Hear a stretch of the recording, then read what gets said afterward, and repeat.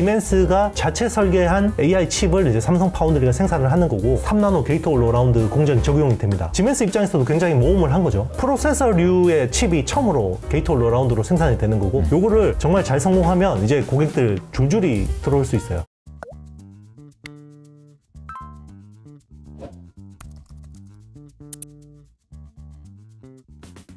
안녕하세요, 이호석입니다. 자, 오늘 월간 하신 시간이 돌아왔습니다. 안녕하세요. 네, 안녕하십니까? 네, IT의 신! 대표님 얼굴이 좋으신데요. 네. 반도체 동향 바로 좀 들어가 볼까요? 네네. 이번에는 저희가 이제 세 가지 주제, 반도체 동향, 그리고 파운드리, 그리고 AI 반도체 이야기를 시작하도록 하겠는데, 반도체는 어떤 이야기부터 시작해 볼까요? 네, 뭐 최근에 3분기 실적이 이제 잇따라 나오고 있으니까 네. 뭐 3분기 실적 이야기 좀. 삼성전자는 네. 일단 숫자 나왔고 하이닉스가 이번 주에 나오는 것 같더라고요. 맞습니다. 네. 이게 뭐 방송이 언제 나갈지 모르겠는데 뭐 목요일날, 네. 목요일날 발표되는 걸로 알고 있고요. 삼성전자는 잠정 실적은 나왔습니다. 이제 본 실적은 10월 말쯤에 이제 조만간 나올 거고요. 매출이 뭐 67조 그리고 영업이익이 2조 4천억. 서프라이즈로 완전 나왔고요. 대부분 이제 전문가들이 한 1조 초반까지 안 좋게 보시는 분들은 1조 초반까지 봤고요. 굉장히 좋게 보는 분들이 한 2조 정도 봤거든요. 저도 한 2조 정도 봤는데 2조 4천억 나왔고 굉장히 생각보다 잘 나왔는데 여기선 결국 D램 쪽이 많이 좋아진 것 같습니다. 일단 반도체 사업 쪽에서도 여전히 적자가 크고요. 그래도 한 3조 후반대 적자가 나온 걸로 반도체 사업에서만 그 정도 나왔고, 그래도 전분기 대비해서는 거의 한 1조 가까이 적자가 줄었다고 봐야죠. 그리고 이제 뭐 무선 사업부, 스마트폰 판매가 요즘 나쁘지 않으니까 한 3조 초중반 정도 나온 것 같고요. 그리고 삼성 디스플레이 쪽에서 한 1조 후반에서 2조 초반 정도, 그리고 가전 사업 쪽에서 한 5천억 정도, 그리고 하만이 한 2, 3천억 이 정도로 보고 있습니다. 그 숫자가 나온 거는 숫자가 그건 아직 확정은 아니고 이제 추정인 거죠, 그죠? 네, 뭐 거의 비슷하게, 비슷하게 나옵니다. 네, 잠정 실적은 네. 그럼 이거는 삼성전자 실적의 이 숫자들을 보면서 체크해야 될 것은 결국은 스마트폰이나 나머지 사업부들은 그렇게 큰 변동폭은 없으니까 네네. 반도체 쪽일 것 같은데 맞습니다. 이 정도의 숫자는 어떻게 우리가 해석을 해야 될까요? 결국은 이제 D램 쪽에서 많이 선방해 준 거라고 보고 있고요. 결국 이제 적자의 아직 이제는 대부분은 낸드 플래시 쪽에서 나온다고 봐야 될 것 같습니다. 그러니까 낸드 플래시 쪽에서 감산 규모가 원래 당초 계획보다 훨씬 커지고 있고요. 그게 이제 아직까지 낸드는 이제 정말 끝이 안 보인다, 바닥이 안 보인다라고 이제 걱정을 했는데, 최근에 이제 현물 동향들을 보면 또 조금 오르고 오는데요? 네네, 맞습니다. 네, 뭐 그래서 낸드 플래시도 크게 걱정을 안 해도 될 것 같고요. 그래서 숫자로서 우리가 이제 거의 재고의 바닥을 확인하는 거는 3분기가 될 것 같고, 네. 4분기부터는 이제 지금 4분기니까요. 네. 이제 가격 상승 그리고 이제 주문이 신규로 들어오는 것들을 확인할 수 있을 것 같습니다. 가격 동향을 보니까 낸드부터 이게 약간 좀 꼬리를 이렇게 이제 올라가는 느낌이 좀 이제 진짜 올라가는 거겠죠. 이제 오랫동안 쉬었으니까. 그렇죠. 네. 진짜 가야 되는데. 네. 일단 이제 D램 같은 경우는 그 스팟 가격이라고 하죠. 이제 그 전체 시장에서 5% 정도 되는 유통상들의 거래 가격이 이제 스팟 가격인데 그게 한 5% 올랐습니다. 한 달 사이에 5% 정도 올랐고요. 그리고 이제 고정 거래 가격은 아직까지 상승하진 않았는데 지난달이 거의 1.3달러. 그러니까 DDR4 그 8기가비트짜리가 1.3달러에서 거의 하락을 멈췄거든요. 그래서 아마 4분기 중에는 한 5% 정도는 오를 수 있지 않을까 이렇게 기대하고 있습니다. 반도체가 살아야 우리나라가 삽니다. 사실 지금 기대할 수 있는 게 거기밖에 없는 그렇죠. 그런 상황이긴 한데, 주가만 놓고 보면 삼성전자보다는 하이닉스가 좀 탄력이 좀 좋고, 모르긴 몰라도 하이닉스가 좀 더 기대할 게 많은 거보다 이런 생각을 할 수 있는데, 하이닉스 이번 실적은 좀 어떻게 보세요? 저는 이제 개인적으로는 한 8조 중반 정도 매출에다가 영업 적자는 한 1조 4천억 정도 봅니다. 되게 좋게 보는 편이거든요. 1조 4천억의 적자를 예상하는데 좋게 보는 거다. 네, 그렇죠. 왜냐하면 시장 컨센이 아마 한 1조 6천억 정도 적자로 보고 있고요. 매출은 한 8조 정도, 8조 초반 정도로 봅니다.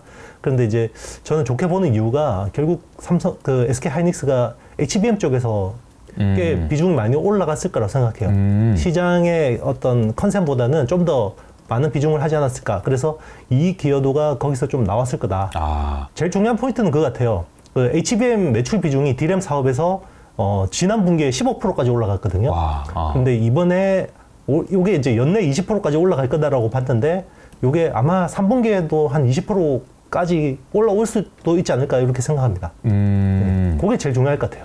D램 사업부, D램에서 HBM이 차지하는 비중이 네네. 얼마나 되느냐가 네네. 사실은 여기는 이제 돈 벌고 있을 거니까, 그죠? 맞습니다. 어느 정도가 되느냐에 네. 따라서 네. 이 사업부 자체가 이익의 안정성이라는 측면에서 굉장히 중요하겠네요. 그렇죠. 20%가 연말 네. 목표였는데 지금 네네. 비중이 20%까지 올라갔다. 네. 비중 올라가는 건 두 가지잖아요. 네네. 다른 게 줄고 네네. 이게 올라가고 네네. 두 가지가 동시에 이렇게 있나 보네요. 그렇진 않습니다. 그렇진 그러니까 않아요? 그동안에는 디램 다른 쪽에 다 죽으면서 HBM만 올라오니까 이제 이게 됐는데 네. 지금은 다른 것도 올라오는데 HBM도 올라오는 상황이라서 그럼 더 좋은 거네요. 네, 맞습니다. 그래서 이번에 디램 사업 쪽에서 흑자 전환 가능성도 높아요. 지금 하이닉스 같은 경우는 아직 삼성은 흑자 전환이 안 되거든요. 네. 그런데 이번에 흑자 전환 가능성이 굉장히 높게 보고 있습니다. 와, 그것도 한번 네. 그냥 딱 말할 수 있는 분위기네요. 삼성보다 네. 하이닉스가 디램 사업부의 흑자 전환이 빨랐다. 맞습니다. 이런 거는 저는 과거에는 없었던 거 아니겠어요? 그렇죠. 이게 사실 디램하고 낸드 플래시가 이제 두 개 보통 같이 하잖아요. 네네. 이제 국내 삼성전자도 그렇고 SK 하이닉스도 그런데 보통 주가의 방향성은 낸드 쪽보다는 디램 쪽이 굉장히 중요한 트리거가 되거든요. 그렇죠. 네, 알겠습니다. 그러면 하이닉스는 HBM을 좀 봐라. 특히 네네. HBM이 디램 사업부에서 차지하는 비중을 좀 봐라. 이렇게 네네, 정리를 하면 맞습니다. 될 것 같고요. 또 이제 국내 기업은 아니지만 TSMC가 최근에 실적 발표했죠. 네네. TSMC가 3분기 실적이 굉장히 좋아서 네. 투자자들의 호평을 받고 있는데 이 TSMC 실적에서는 좀 주목해봐야 되는 게 어떤 거 있을까요? 일단 뭐 사실 숫자 자체보다는 여기서 나오는 코멘트들이 되게 중요했던 것 같아요. 사실 TSMC는 전방 시장의 수요를 가늠할 수가 있잖아요. 다 하니까. 그렇죠. 네. 그래서 뭐 일단 뭐 숫자는 매출이 5,467억 대만 달러. 그리고 이제 영업이익은 2,281억 대만 달러 정도 나왔고요. 이게 이제 전반적으로 컨센보다는 높게 나온 편입니다. 그리고 4분기 가이던스도 꽤 괜찮게 가이던스를 줬고요. 근데 이제 중요한 거는 여기죠. 수요에 대한 부분인데요. AI 수요는 여전히 좋다. 네, 매우 좋다. 네. 그렇게 이야기를 했었고요. 매우. 네네. 그리고 이제 중요한 포인트를 이야기를 했는데 이제 팹리스 업체들 재고 있잖아요. 반도체 재고가 3분기에 감소했고 4분기에는 정상 수준까지 들어올 거다. 라고 이야기했습니다. 지금 메모리 반도체 같은 경우는 지난 3분기 중에 거의 정상 재고까지 들어왔거든요. 네. 그러면서 지금 4분기에 주문이 나오면서 이제 이게 반등하는 상황인데 네. 지금 이제 팹리스 쪽도 그렇게 재고가 정상화되고 있다고 이야기를 했고요. 그리고 이제 3나노가 이제 양산이 됐잖아요. 애플 네. 아이폰 프로 시리즈에 이제 A17 프로라는 이제 요게 되면서 ASP가 11%가 올라갔습니다. 그래서 평균 판매 가격이 11%가 올라갔고요. 그리고 또 중요한 포인트를 하나 이야기했는데 기존에는 이제 우리 AI 그러면 다 지금 서버 쪽 보고 있잖아요. 서버 쪽. 생성형 AI 쪽이 이제 서버 쪽을 다 보고 있는데 인텔도 그렇고 최근에 PC 업체들도 많은 이야기를 했는데 이제 온 디바이스 AI에 대한 이야기를 했습니다. 그러니까 온 디바이스 AI가 뭐냐면 그러니까 이제 우리가 AI가 서버 단에서도 필요하고 우리 디바이스 뭐 스마트폰이나 PC나 이런 쪽에서도 필요하잖아요. 이런 쪽에서도 수요가 많이 올라오고 있다. 벌써요? 네네. 그런 이야기를 했습니다. 그게 왜 그러냐면 이제는 데이터 트레이닝을 하고 나서 네. 이제는 추론을 하고 가고 맞습니다. 이게 서비스가 이제 되는 거잖아요. 그런데 이제 모든 컴퓨팅 파워를 다 서버 클라우드에서 하고 이게 또 송신 보내고 송수신하고 이게 너무 비효율적이잖아요. 네. 그러니까 이제 아주 그 헤비한 거는 서버로 한번 갔다 오고 라이트한 거 그냥 디바이스 단에서 처리할 수 있는 거는 이제 여기서 하는 역할 분담이 이제 될 것 같고 이번에 인텔의 신규 칩셋인 이제 메테오 레이크라는 게 있거든요. 네. 그러니까 메테오 레이크에 이제 처음으로 온 디바이스 AI가 지원이 됩니다. 이제 NPU라는 프로세서가 IP 블록이 이제 별도로 올라갔거든요. 이제는 그래서 인텔이 이런 이야기를 했어요. 이제는 앞으로 AI가 되는 PC와 안 되는 PC. 네. 그러니까 AI가 되는 PC 때문에 이제 수요가 올라올 거다라는 이야기를 했는데 그 TSMC가 똑같은 이야기를 했습니다. 이게 온 디바이스라는 거는 네. 이제 되게 또 다른 의미가 있는 게 서버는 여기 있는 거고 네네. 온 디바이스는 온 세상에 있는 사람들이 다 쓰는 물건 아니에요? 맞습니다. 그러니까 엄청나게 많은 그 확장성이 있다는 건데 이게 벌써 시작됐다라는 거는 역시 또 AI에 대한 기대감을 쉽게 저버리면 안 되겠구나. 그렇죠. 이런 생각이 좀 들긴 하네요. AI에 대해서 자꾸 이제 피크 이야기를 하시는 분들이 있기는 있어요. 네. 저 반도체 쪽에서 보시는 분들도. 네. 근데 이제 그거는 AI가 지금은 사람의 언어를 배우는 상황이거든요. 맞아요. 대규모 언어 모델이라고 해서 네. LLM이라고 하거든요. 근데 여기서 데이터 트레이닝이 끝나는 게 아니에요. 왜냐하면 맞아요. 이제는 멀티모달을 학습해야 됩니다. LLM이 아니고 그렇죠. LMM이라고 하더라고요. 그렇죠. 라지 멀티모달 모델 맞습니다. 이렇게. 그러니까 이제 그 빅데이터라는 거는 텍스트도 있지만 그렇죠. 우리 사람의 소리에서도 빅데이터가 있는 거고요. 맞아요. 그리고 이미지에서도 빅데이터가 있는 거고 나중에는 촉각이나 센서들이 이제 이번에 뭐 삼성이 이제 그렇게 이제 그 휴먼 반도체 뭐 이런 것들 이야기하면서 이야기한 것들이 그 촉각이라든지 후각이라든지 사람의 오감을 다 이제는 센싱해서 이걸 빅데이터를 모아야 되는 거거든요. 맞아요. 그러면 그거 데이터 트레이닝 또 해야 되고요.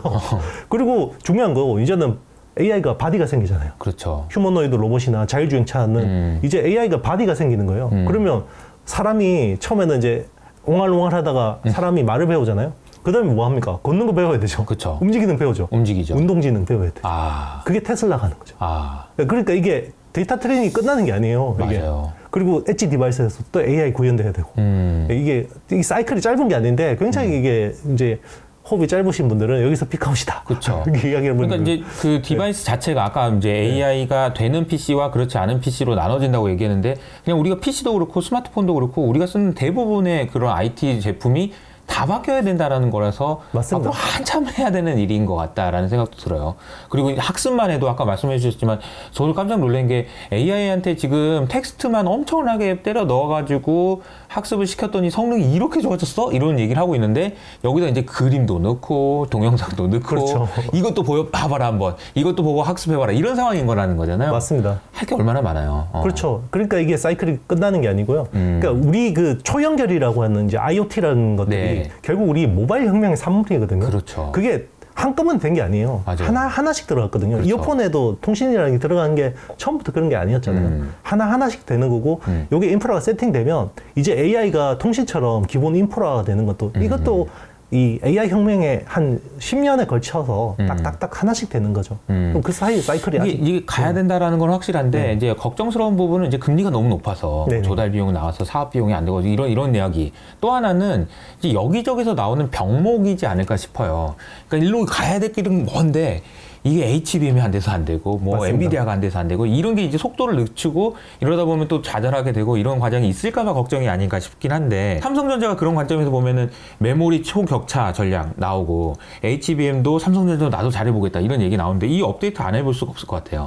그렇죠. 이제 삼성이 이제 그동안 너무 못했잖아요. 네. 그래서 이제 이를 갈고 있습니다. 그래서 이번에 굉장히 대거 이제 신기술들을 많이 공개를 했는데요. 일단 메모리 쪽에서는 지금 주문형 메모리 쪽에서는 SK 하이닉스 쪽에 밀리고 있잖아요. 대표적인 게 HBM이라는 이 주문형 메모리죠. 메모리가 이제 점점 파운드리화 되고 있잖아요. 이제 그런 쪽에서는 근데 하이닉스가 주도를 하고 있는 상황인데 이런 것들을 이제 업기 위해서 삼성이 11나노급 디램 이제 업계 최고 수준의 집적도를 공개를 했고 그리고 이제 9세대 낸드 플래시 요거는 이제 300단 수준의 최고 단수. 중요한 거는 경쟁사들은 트리플 스태킹 공정을 3번 스텝을 해야 되는데 자기들은 더블 스태킹 2번 스텝을 해서 제조 단가를 확 줄일 수 있는 그런 것들을 이제 공개를 했고요. 그리고 이제 나중에는 10나노 이하의 디램하고 1000단 이상의 낸드 플래시에 대한 그 새로운 구조와 이제 소재 혁신에 대한 것도 일부 공개를 했습니다.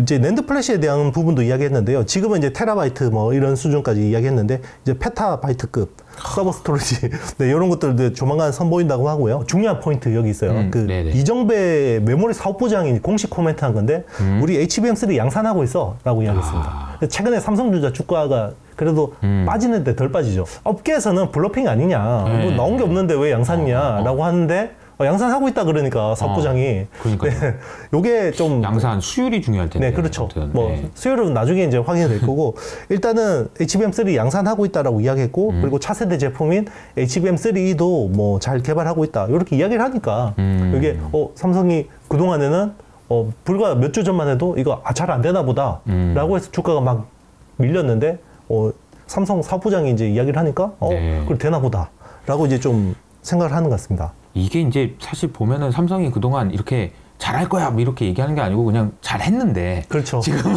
잘할 거야라고 얘기하는 행동으로 보여줬는데 행동으로 야 뭘 말할 거야 그래서 뭘 이거 했어 이런 식이었는데 그렇죠. 지금은 잘할 거야 믿어줘 이런 얘기를 한다는 게 약간 상황이 좀 바뀐 것 같긴 해요. 영업이 잘 안 되는 것 같아요. 그래서 일단 이것도 영업 관점에서 너무 중요할 것 같아요. 우리는 이미 봤잖아요. 인텔의 팻길싱어가 그동안 수많은 블로핑을 통해서 영업해야 되니까 그렇죠. 네, 이제 우려가 많으니까 그동안 이제 실력으로 보여주던 업체들이 이제 말이 좀 앞서는 거는 약간 좀 뭔가 내부적으로는 뭐 쪼인다. 이런 것들이 잘 이렇게 좀 면밀하게 살펴보면서 업데이트를 계속 해야 될 것 같습니다. 이게 삼성전자가 HBM을 어느 정도 속도로 따라오고 얼마나 이렇게 격차를 벌리고 이런 상황은 어떻게 보면 국내 경기라는 측면에서도 너무 중요해서 계속 모니터링을 해봐야 될 것 같은데 어쨌든 말씀하셨던 이정배 메모리 사업 부장님께서 말씀하신 게 있다. 한번 믿어볼 사람 믿어보시고 좀 경계를 하실 분은 경계를 해보시고 이렇게 하시면 좋을 것 같고요. 종합해보면은 반도체 시장이 3분기 중 바닥을 확인하고 4분기 가격 상승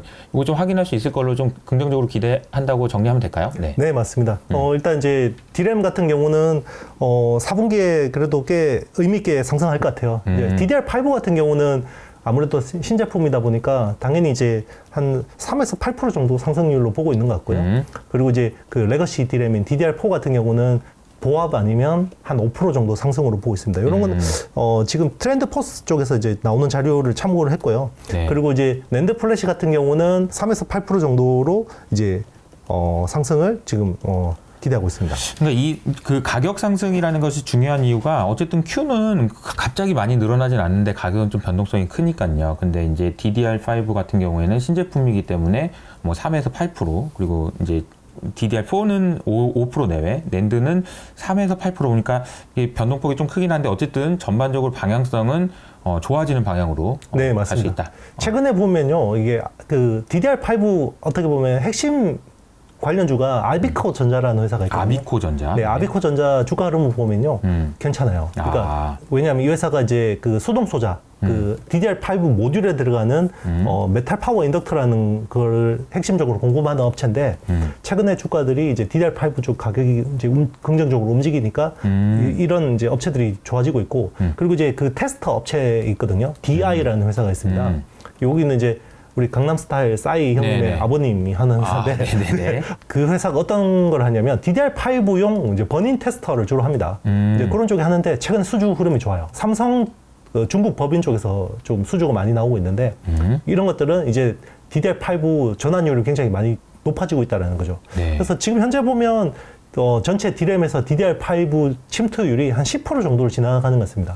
그래서 10% 정도가 예상이 되고 연말까지는 한 20%까지. 그럼 진짜 한 분기만에 거의 2배가 늘어나는 거거든요. 그러네요. 그렇죠. 그리고 지금 내년 중에는 50% 침투율이 넘어설 것 같아요. 그러면 주가가 제일 좋은 거는 침투율 10%에서 한 30% 내외일 때가 제일 좋거든요. 그러면 지금 올 하반기하고 내년 상반기에 DDR5 관련주들이 꽤 괜찮을 수 있는 거죠. DDR5의 관련주, 이 회사 DDR5가 잘 됐을 때 좋아질 수 있는 회사까지 언급을 해주셨습니다. 두 번째 주제는 파운드리인데요. 삼성전자 주주들에게 굉장히 기다리는 소식이 좀 전해졌다고 해서 그 내용이 어떤 내용인가요? 네, 이제 3나노 게이트 올 어라운드가 이제 삼성 파운드리 사업에서 되게 중요한 공정이거든요.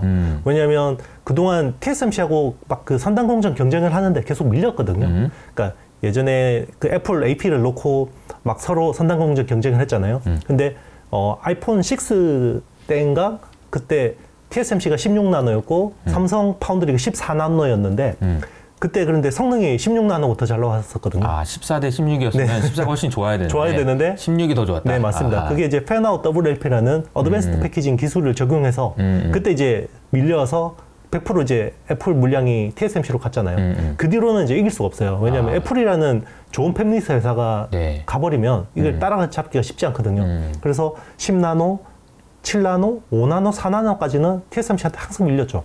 벌써 한 6년, 7년 된 거죠? 맞습니다. 네, 거의 뭐 한 5, 6년 동안 계속 밀렸어요. 기술적으로. 그래서 지금 보면 5나노, 4나노까지는 거의 기술 격차가 2년 이상 난다고 봐야 되거든요. TSMC하고 삼성 파운드리가. 그래서 삼성이 이제 3나노부터 뭔가 칼을 꺼냈죠. 한번 이대로 밀릴 수 없다. 네, 맞습니다. 이제 판을 뒤집어야겠다.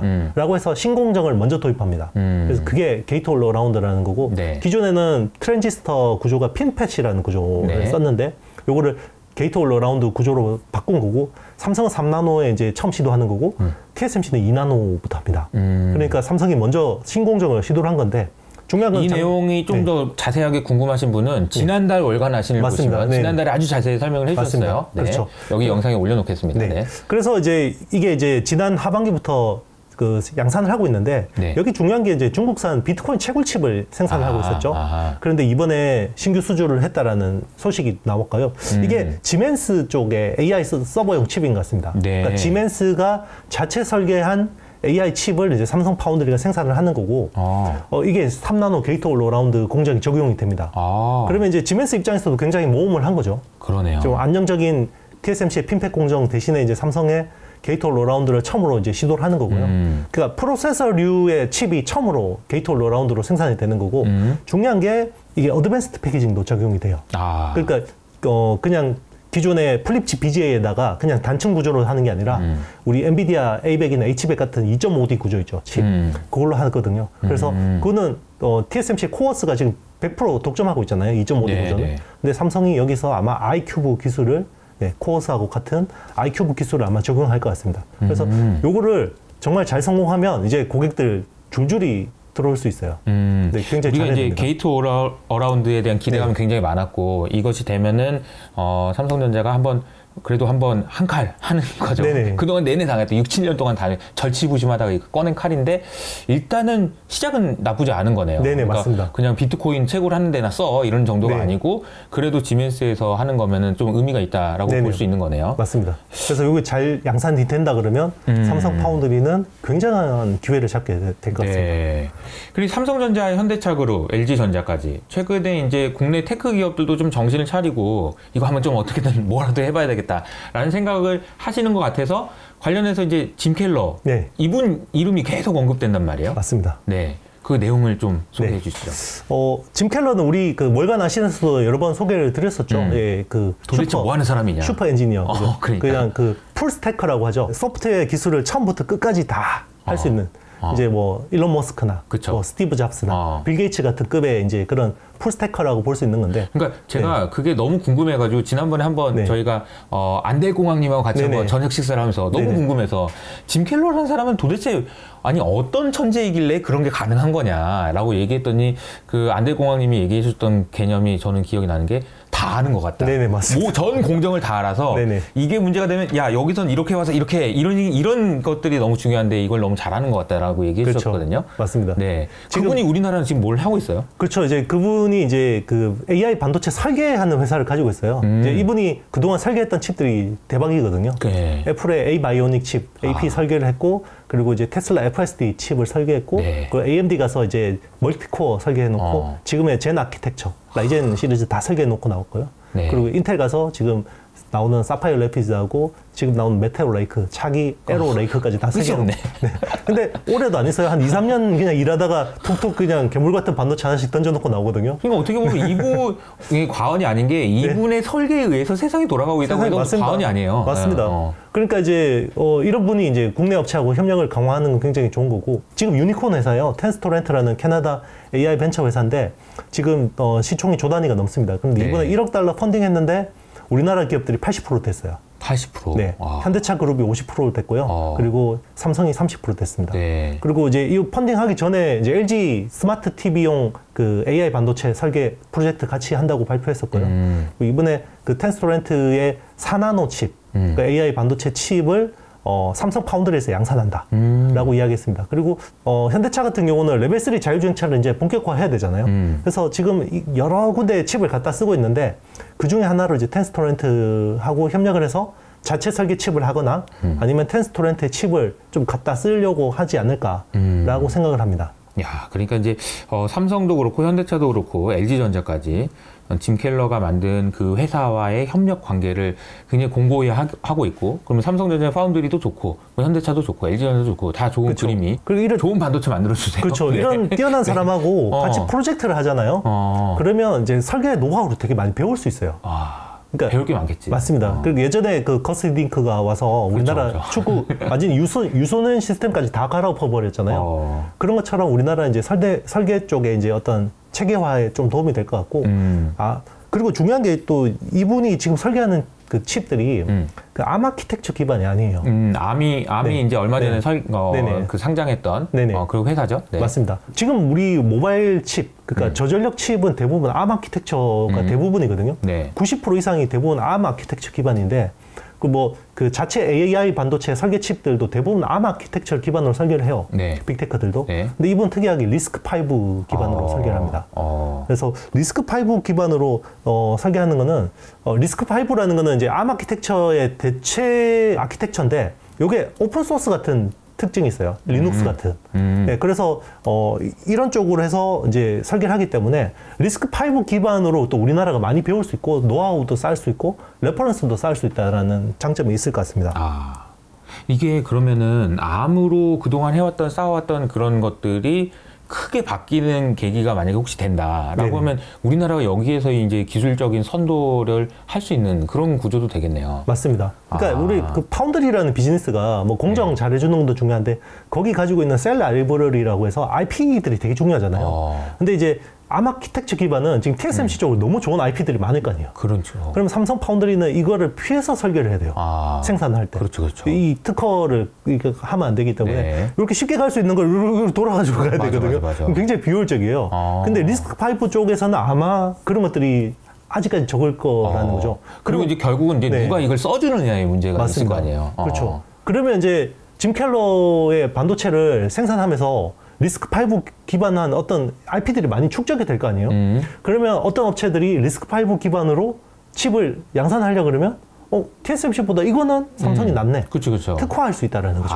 네. 그러네요. 물론 이제 뭐 아직까지는 AI 반도체에서 메인스트림이 ARM 대신 리스크5가 될 가능성은 낮다고 보는데 그래도 지금은 너무 압도적인 독점인데 이게 약간은 분산만 돼도 그렇죠. 우리 입장에서는 거기서 10% 20% 마켓 셰어만 가져와도 엄청난 거죠. 네. 아무것도 없던 거에서 10%면은 그냥 뭐 성장률이 얼마입니까? 맞습니다. 아무것도 없던 건데. 그렇죠. 그러니까 이제 아마 투자도 하시고 이렇게 절치부심하고 계신 것 같은데요. ARM 상장 이야기를 좀 해보면 좋을 것 같아요. 그러니까 말씀하신 뭐 리스크5도 있지만 기존에 이제 ARM이 원래 반도체 설계 분야에서는 독보적 1위였는데 좀 이슈가 있다고 해요. 네네. 네.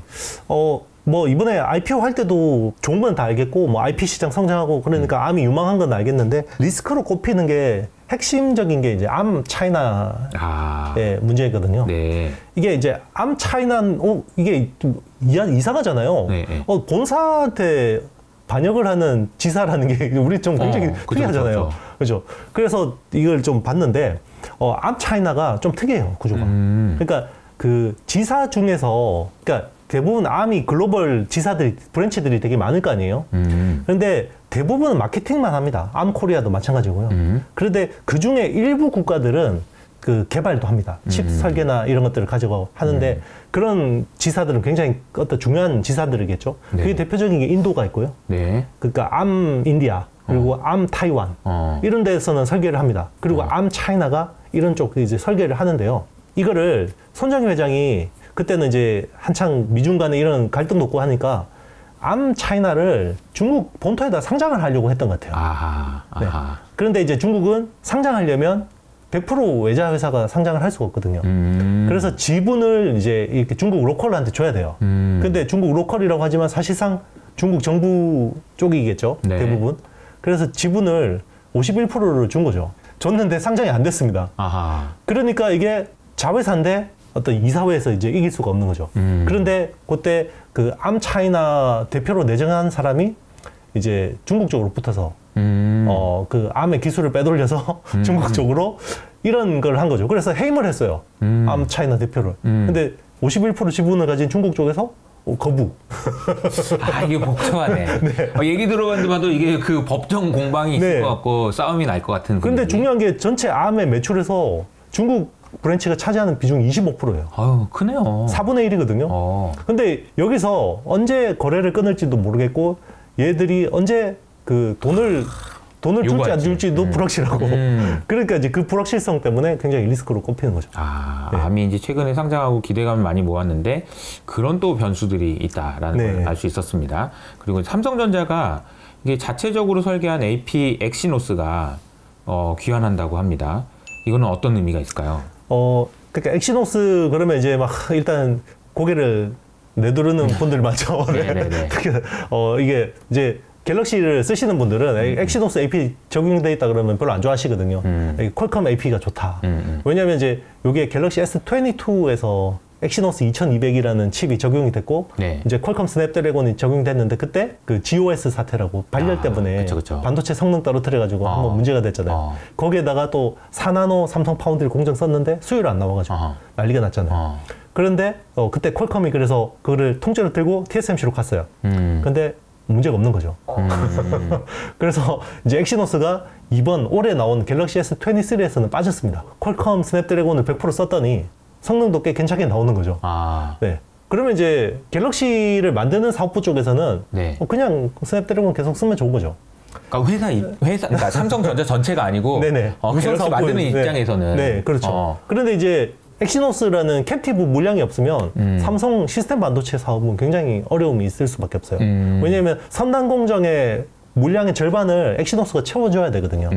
그래야 이 규모의 경제 효과가 나오고 그리고 이제 이게 잘 돼야지 엑시노스를 기반으로 해서 엑시노스 오토라든지 나중에 뭐 AI라든지 이런 것들로 다 이제 설계의 핵심은 엑시노스잖아요. 그러니까 이거를 이번에는 잘 만들었으니까 한번 써봐.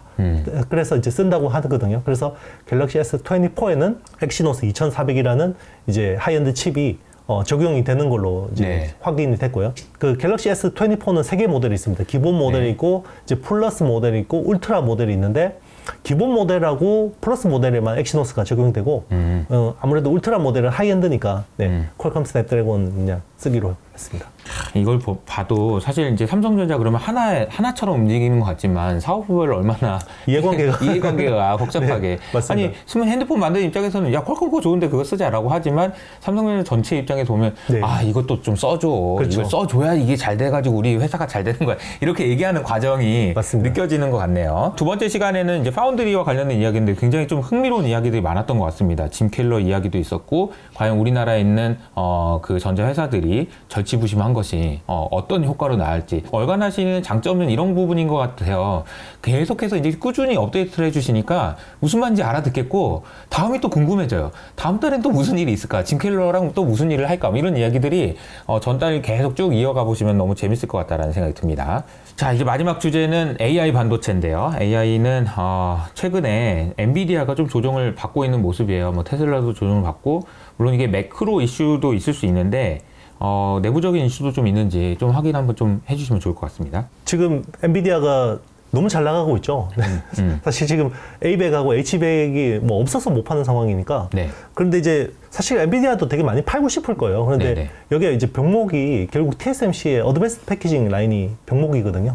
코버스라고 하는 칩온, 웨이폰, 서브스트레이트 2.5D 구조, 이게 쇼티지예요. 그러니까 이걸 쥐어짜서 만들어도 지금 다 수요를 충족을 시킬 수가 없는 상황인데 그리고 이제 또 한 축이 그거였어요. 이제 그 작년 말에 바이든이 중국에다가 A백이나 H백 같은 칩 못 팔게 했거든요. 그래서 어떻게 꼼수를 썼냐면 성능을 절반 이하로 떨어뜨렸는데 가격은 거의 비슷한 A800, H800이라는 중국향 AI 반도체를 이제 팔았죠. 참 이런 거 보면은 냉정해요. 그렇죠. 그냥 칩 한 개 쓰면 되는 거를 그렇죠.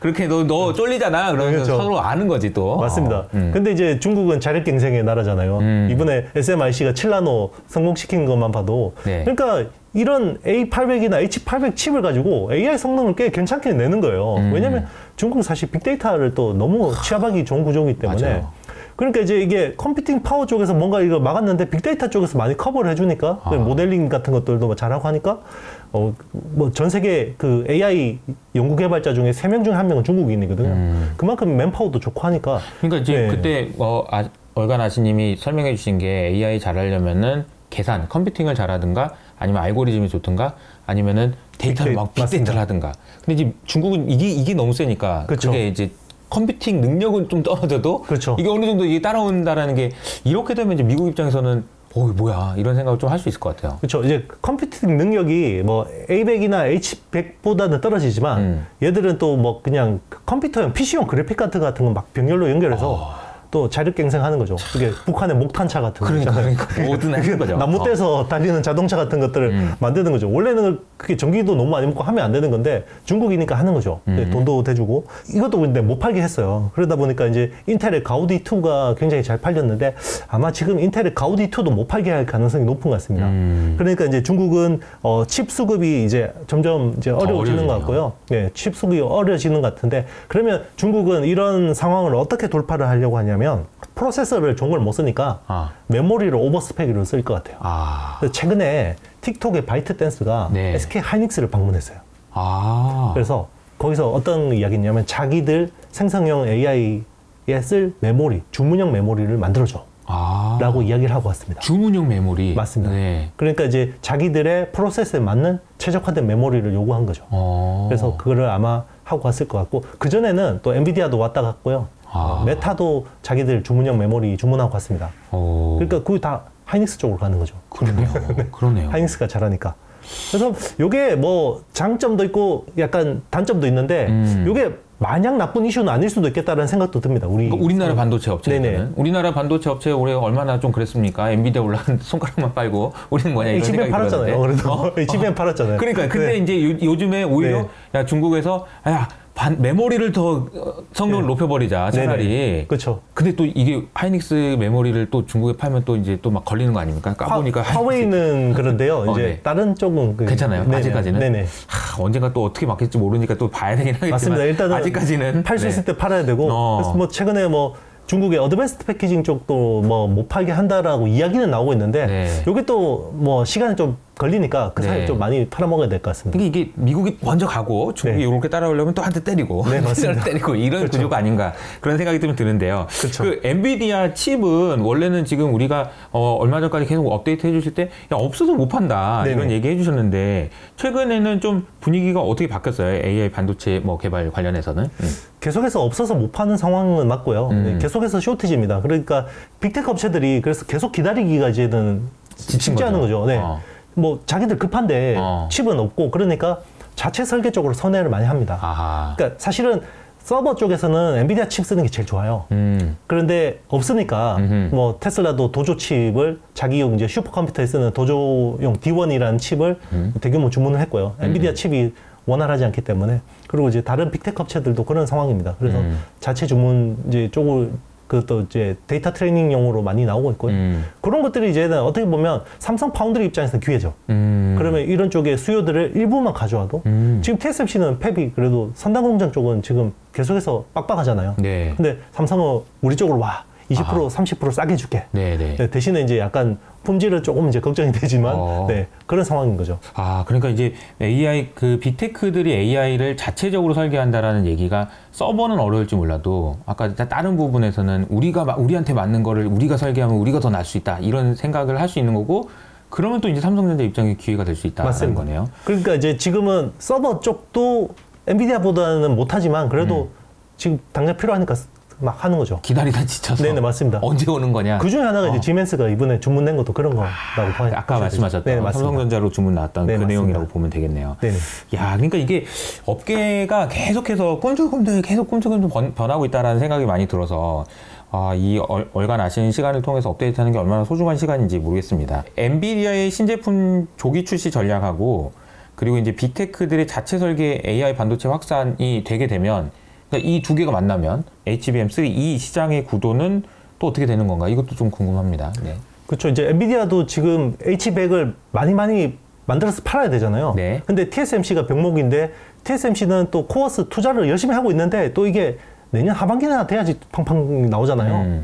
그러면 어떻게 해야 되냐면 이 수요들이 없어질 수 있잖아요. 네네. 그러니까 기존에는 신제품을 1년에 하나씩 만들어냈어요. 네. 그러니까 애플이 예전에 아이폰 하나씩 1년에 하나씩 내다가 내가 여기 수요가 많으니까 내가 다 먹어야지 라고 해서 모델을 다 변화했잖아요. 엔비디아도 약간 그렇게 가는 것 같습니다. 그래서 지금 내년 2분기에 그레이스 호퍼라는 GH200이라는 H100하고 자체 설계한 CPU, 그레이스라는 CPU하고 해서 이제 이런 신제품을 내놓고요. 그리고 내년 하반기 나오는 게 블랙웨일이라는, 그러니까 H 시리즈 다음에 B거든요. H100 다음에 B100인데 B100을 원래 내년 하반기 나와야 되는데 2분기로 땡겼어요. 그러니까 지금 쇼티지가 심각하니까 이 수요가 다른 데로 도망가기 전에 우리 더 좋은 신제품 줄게. 도망가지 마. 이런 거거든요. 그러면 좋은 게 뭐냐면 자체 설계 AI 칩이나 엔비디아 신제품이나 다 HBM을 잔뜩 씁니다. 기존보다. 기존에는 뭐 HBM 같은 경우는 80GB 정도밖에 캐시 메모리를 안 썼거든요. 네네. HBM은. 근데 지금 나오는 건 막 192GB. 1.5배 수준까지 계속 늘거든요. 자체 설계 칩, 뭐 테슬라 D1 같은 칩에도 HBM이 기본 들어가요. 그러니까 자체 설계 칩이든 엔비디아의 신제품이든 핵심 테마는 HBM을 많이 쓴다. 그러면 국내 HBM 쪽은 좋은 겁니다. 그러네요. 네. 이게 HBM 쪽으로는 계속해서 호재가 나온다, 라고 볼 수 있는 것 같습니다. 앞서도 첫 번째 시간에도 말씀해 주시긴 했지만 AI 산업의 중심에서 이게 이제 서버에서 엣지 디바이스, 그러니까 이제 서버는 저기 어디 뭐 그 창고 같은데 엄청 많은 컴퓨터 있는데 그런 걸 말한다고 한다면 이거 있잖아요. 뭐 노트북도 있고 핸드폰도 있고 여기에 들어가는 이제 반도체도 AI로 바뀐다라는 게 그냥 얼핏 생각해보면 야 반도체 회사한테 좋겠다라고 생각할 수 있겠지만 또 한편으로 생각해 보면은 우리가 그동안 이제 스마트폰이든 PC든 안 바꾼 이유가 에이 거기서 거기야 이런 거였는데 만약에 AI가 들어오면 이것만으로도 살만한 요인이 되는 거잖아요, 충분히. 맞습니다. 그러면서 PC의 수요, 그러니까 이제 IT 산업의 수요 자체가 바뀔 수 있는 그런 그림이지 않을까. 그 부분에 대한 설명을 좀 해주시면 어떨까요? 네. 지금은 이제 AI라는 서비스가 다 뭐 우리 그 챗GPT 같은 아주 막 큰 모델만 쓰잖아요. 그쵸. 근데 이제 점점 어떤 라이트한 모델들도 많이 나오거든요. 예를 들면 뭐 비행기에 제가 인터넷 안 되는데 탔는데 여기서 뭐 이미지를 내가 텍스트 입력하면 이미지 만들고 이런 것들은 이 디바이스 자체에서 할 수 있어요. 한 100억 개 정도의 파라미터. 그러니까 기존에 챗GPT가 1750억 개 파라미터라 그러면 한 100억 개 미만은 파라미터를 나중에는 온 디바이스 AI에서 커버할 수 있다라고 보고 있거든요. 그냥 여기 안에서 그냥 맞습니다. 서버로 갔다 오지 말고. 네네, 맞습니다. 이제 그런 것들 서비스들이 많아질 거라는 거고 그러면 그게 결국은 이 프로세서 어드밴스드 패키징에 대한 수요를 또 촉발시킬 수 있죠. 그런 것들을 대부분 칩넷 구조로 만들어야 되거든요. 그건 또 어드밴스드 패키징입니다. 그런 쪽 수요가 또 많아지는 거고 그리고 그렇게 프로세서 성능이 고성능화되면 이런 데도 이제 HBM 달아야 될 수도 있고요. 그리고 DDR5 더 많이 써야 되고 네, 스토리지도 더 많아질 수도 있죠. 물론 모든 디바이스가 그렇게 갈 건 아니지만 적어도 워크스테이션용 정도의 PC급은 아마 그렇게 돼야 되지 않을까 싶습니다. 그러니까 지금은 챗GPT에다가 이제 물어보려면 막 이렇게 물어보면 모르긴 해도 어디 저기까지 갔다가 저기서 학습한 다음에 다시 보내주는 그런 걸 우리가 보고 있는 건데 뭐 그럴 필요가 뭐 있냐. 그렇게 복잡한 거 아니면 여기 안에서 해보자 이런 개념인 거고 여기 안에서든 학습하든 뭐든 하려면 또 여기가 더 좋아져야 된다 이런 얘기네요. 맞습니다. 그러면 전반적으로 좋아질 것 같다. 그렇죠. 이제 매크로만 해결되면 매크로만 해결되면 공이도 다시 저한테. 어쨌든 이제 새로 사야 될 유인들은 많아지는 것 같습니다. 우리가 기존에는 스마트폰을 왜 바꿔야 돼? PC를 왜 바꿔야 돼? 라고 하는데 이제는 AI 안 쓸 거야? 이렇게 되는 브렉스루가 나오는 거죠. 네, 맞습니다.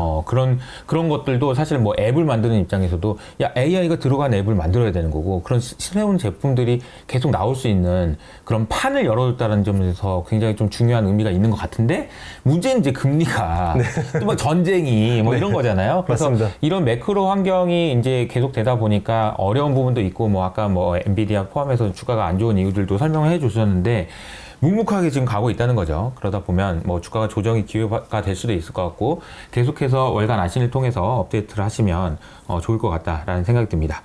일단 이제 반도체 방향성은 확실하게 이제 정해진 것 같습니다.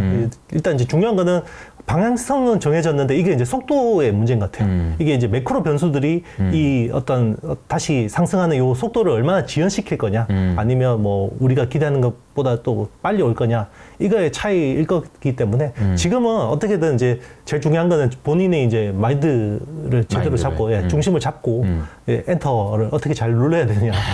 그렇죠. 많이 한다고 돈을 버는 건 아니잖아요. 맞아요. 결국은 이 손가락에 나오는 엔터를 내가 언제 누르느냐인 건데 절대 과신하지 말고 항상 이제 마음을 정중동으로 하면서 자기가 좋게 보는 쪽을 계속해서 밀고 가는 그런 우직함이 필요하지 않나 생각합니다. 오늘도 AI가 어떻게 이제 세상이 바뀌는지 뭐 이런 부분에 대해서 너무나도 좋은 인사이트를 전해주셔서 감사드리고요. 저희는 다음 달에 또 찾아뵙도록 하겠습니다. 감사합니다.